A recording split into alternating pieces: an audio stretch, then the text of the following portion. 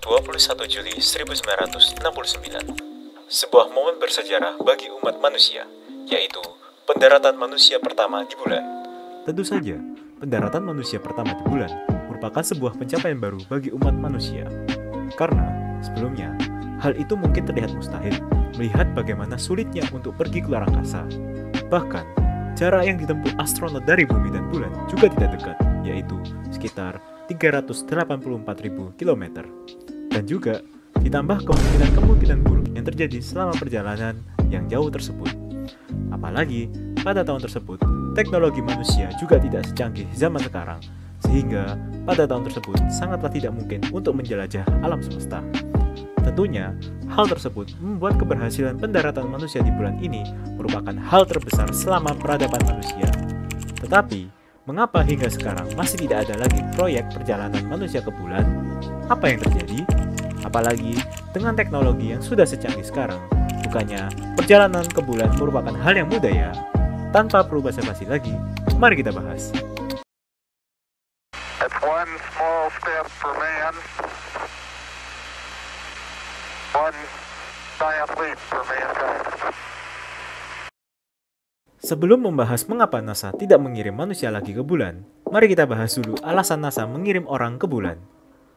Semua dimulai pada tahun 1947. Setelah kejadian Perang Dunia Kedua usai, tetapi perang antara negara Amerika dan Rusia yang saat itu dikenal sebagai Uni Soviet masihlah belum usai. Perang kedua negara itu diberi nama Perang Dingin.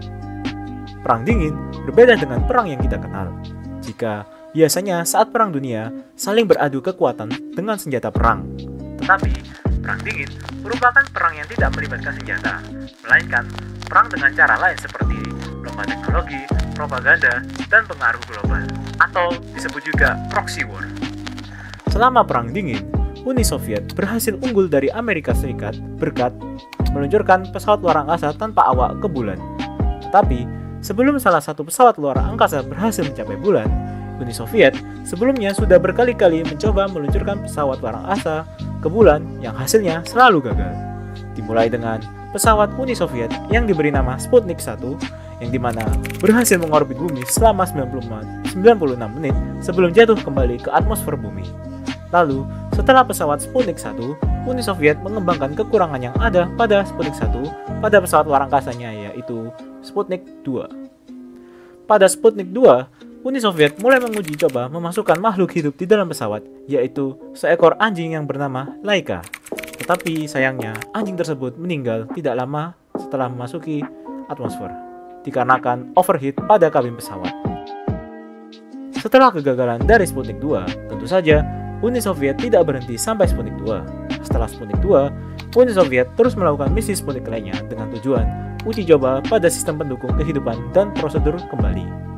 Hingga pada bulan Januari tahun 1959, Uni Soviet berhasil membuat pesawat ruang angkasa yang diberi nama Luna 1. Luna 1 akhirnya diuji coba dengan cara diluncurkan ke bulan, tetapi meleset sejauh 3.700 mil dari bulan.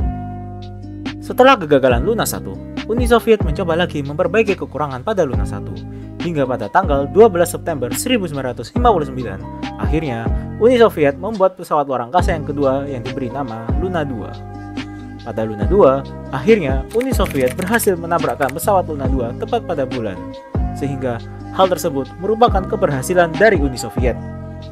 Setelah uji coba berkali-kali dan banyak pesawat luar angkasa yang telah gagal, pada akhirnya pesawat luar angkasa Luna 2 berhasil menabrak bulan.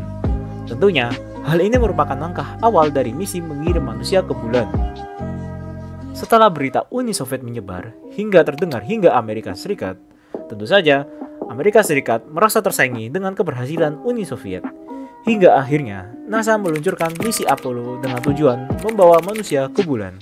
Tentu saja, misi Apollo juga mengalami berbagai kegagalan. Hingga pada akhirnya, pada misi Apollo 11, NASA akhirnya berhasil mendaratkan manusia di bulan. Dengan keberhasilan dari misi Apollo 11, Amerika Serikat berhasil membuktikan kepada Uni Soviet jika Amerika lebih unggul daripada Uni Soviet. Selain itu, berkat keberhasilan misi Apollo 11, Amerika juga membuktikan kepada negara lain kalau Amerika memiliki kemampuan sumber daya manusia yang tidak bisa diremehkan. dan juga membuat nama astronot Neil Armstrong menjadi terkenal dan dicatat sejarah sebagai orang pertama yang menginjakkan kaki di bulan. Setelah keberhasilan misi Apollo 11, NASA sebenarnya masih melakukan pengiriman manusia ke bulan, dan hasilnya hampir semua misi tersebut sukses mendarat di bulan, mulai dari misi Apollo 12, 14, 15, 16, dan juga 17. Tetapi setelah misi Apollo 17, NASA sudah berhenti mengirimkan manusia ke bulan. Tetapi apa alasannya? Padahal sudah banyak misi yang berhasil. That's one small step for man, one giant leap for mankind. Setelah banyaknya keberhasilan NASA mengirim manusia ke bulan, tentu saja membuktikan bahwa perjalanan manusia ke bulan bukanlah hal yang mustahil. Tetapi, untuk mengirim manusia ke bulan bukanlah hal yang mudah. Karena, untuk mengirim manusia ke bulan membutuhkan berbagai macam perencanaan teknis. Salah satunya adalah biaya.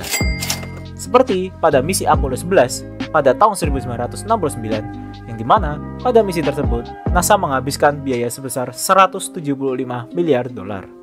Angka biaya tersebut merupakan angka yang benar-benar besar. Apalagi di tahun 2019, NASA mendapatkan suntikan dana dari pemerintah hanya sebesar 20 miliar dolar saja.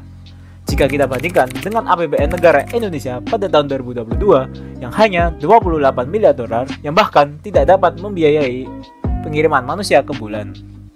Tetapi, mengapa biayanya bisa sebesar itu? Biaya tersebut digunakan untuk membayar orang-orang yang terlibat dalam misi pengiriman manusia, seperti pada misi Apollo 11 yang melibatkan 400.000 orang untuk mendaratkan manusia ke bulan. Selain itu, membayar orang yang juga terlibat, NASA juga memerlukan biaya untuk membayar baju luar angkasa yang biayanya juga tidak murah, yang dimana NASA memerlukan uang sebesar 100.000 US dollar untuk biaya satu baju luar angkasa. Selain membiayai baju luar angkasa, memerlukan biaya untuk membuat pesawat luar angkasa, yang dimana untuk pembuatan satu pesawat saja, NASA memerlukan biaya sekitar 388 juta dolar. Tentu saja, biaya sebesar itu diperlukan untuk keberhasilan misi mendaratkan manusia ke bulan.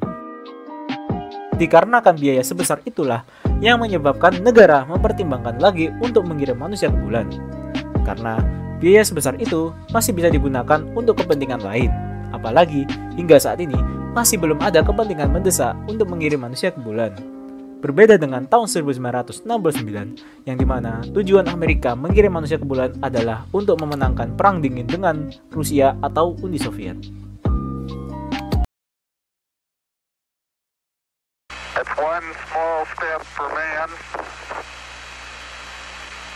one giant leap for mankind.